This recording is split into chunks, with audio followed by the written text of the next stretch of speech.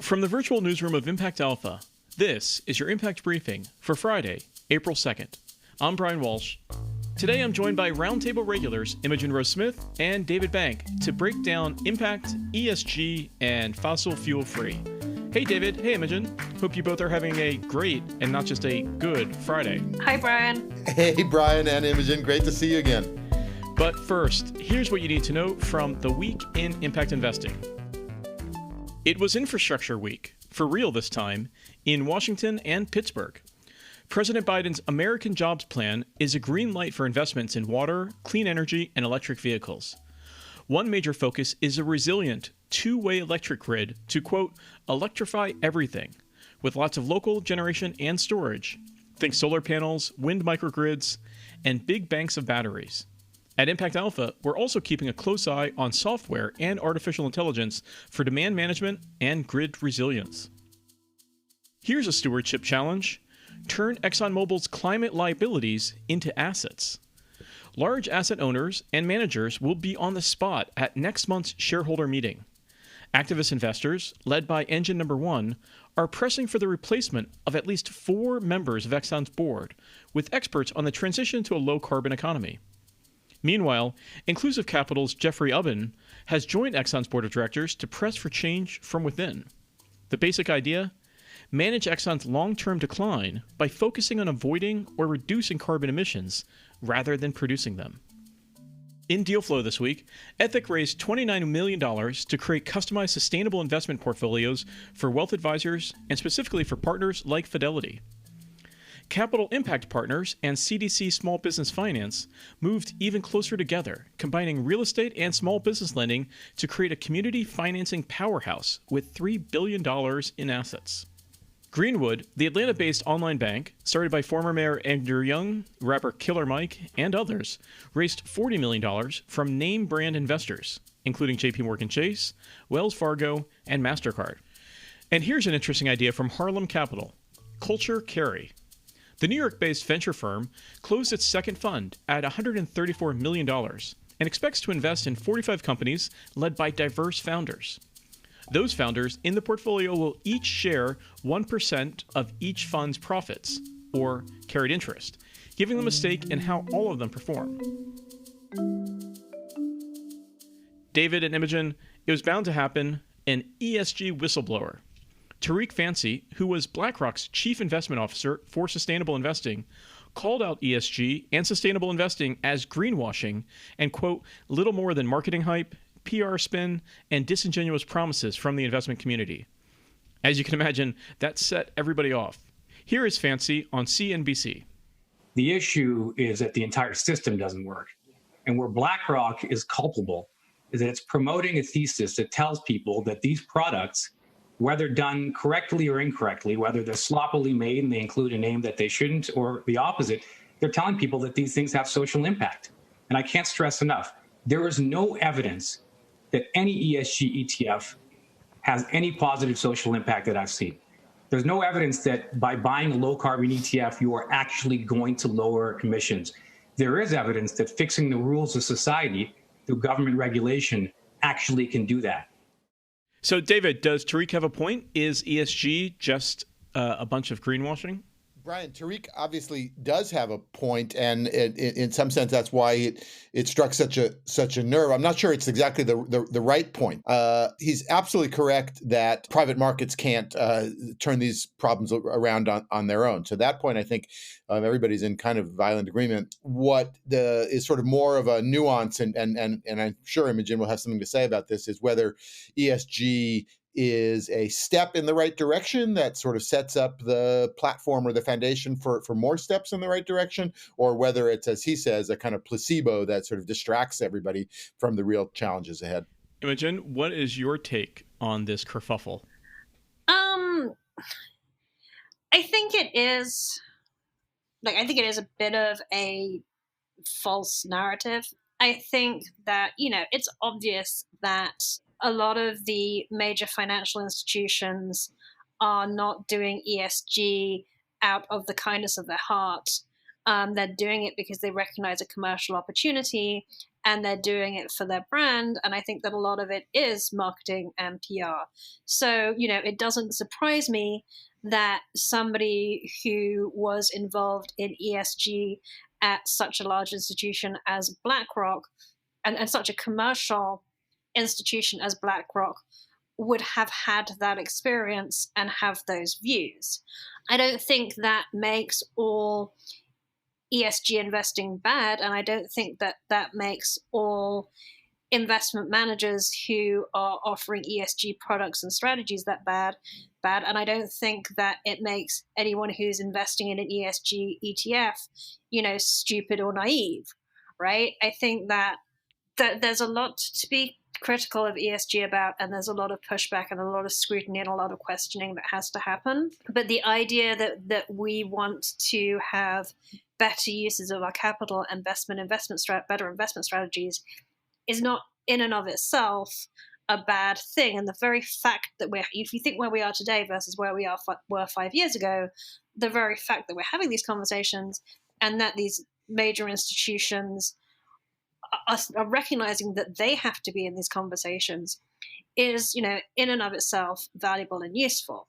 If it was me, would I choose to do ESG investing at BlackRock? Absolutely not. I think there are too many conflicts and too many challenges for a BlackRock type institution to really be at the forefront of the change that needs to happen. But to sort of damn the entire industry and the entire sector because of that, seems kind of unfortunate and a bit self-serving. Well, I think you're right, Imogen, and I'm afraid we're in danger of being in agreement here. But what I started thinking about was what the claims actually are. And if people do think that moving their IRA or the 401k or their other accounts from, something, broad S&P, index into some kind of ESG index is going to, change the world, that is probably a marketing pitch that they shouldn't have fallen for. What I do think is happening is that companies are being held much more to have to report things. I mean, starting with carbon footprint, but going on to water use and gender pay equity and diversity on the board and a whole bunch of other sorts of things, supply chain, human rights violations in the supply chain. All of those reporting requirements, whether they're mandatory or voluntary, are kind of grouped together under ESG. They're now scrutinized by investors as signals for either good management or, various kinds of reputational and other risks.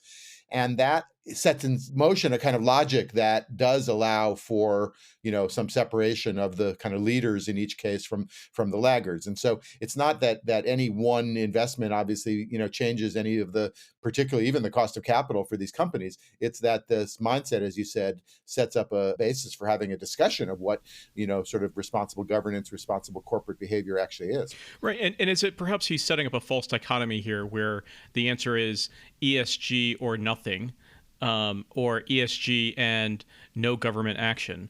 And I think that a number of people in the sustainable investing and responsible investing communities would say it's yes and, not either or. Well, it's an odd week to be talking about, whether it's only the free market or government when we've had a U.S. government make an announcement of a major commitment on infrastructure and centerpiece of that being, green jobs and green infrastructure, which will, by the way, float a lot of boats on in ESG portfolios because the kinds of companies that are in those portfolios would stand to benefit from some of those investments. So, in fact, it kind of works the other way around, which is that the ESG investors are betting precisely on government policy that's going to make their bets pay off, less so than being the leaders of that.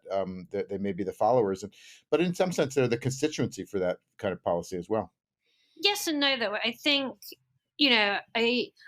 it does concern me when the asset management community is the arbiter of what is and isn't ESG, right? I don't think, for example, that the Larry Finks of this world do necessarily want better regulation, particularly around the asset management industry.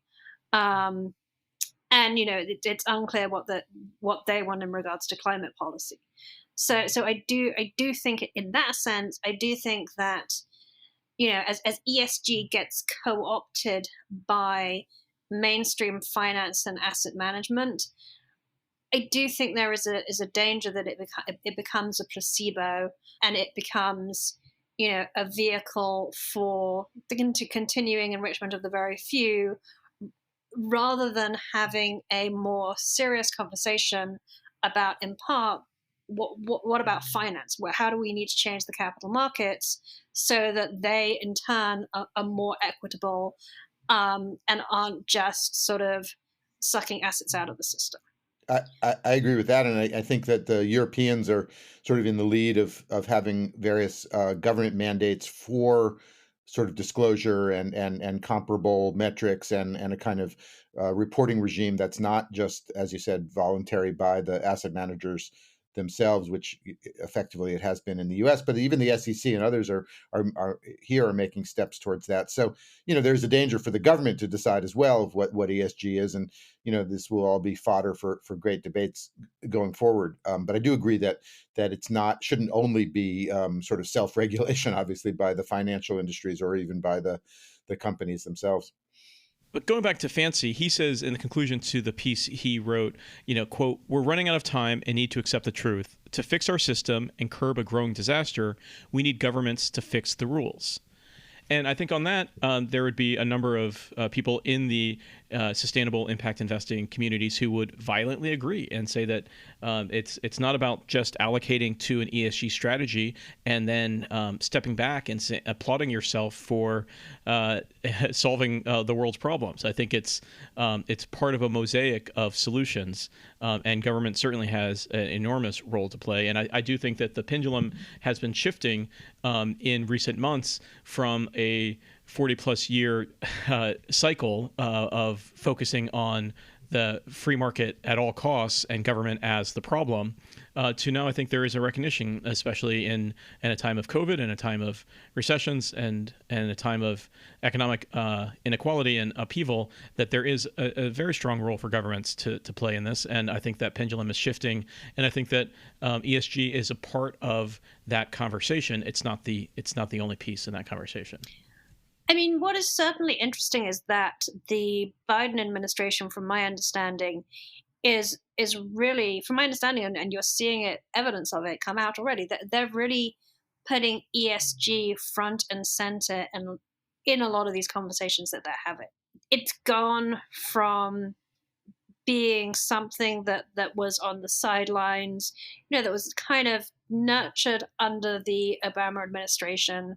Obviously, there was a lot of work that was done on impact investing in collaboration with the Obama White House, but it was, relatively speaking, small scale. And now, and then clearly there was a 4-year hiatus under Trump with some efforts to sort of push back on the whole ESG discussion. And now it's literally at the center of the policy discussions. Like that is a huge change from where we were even 4 years ago.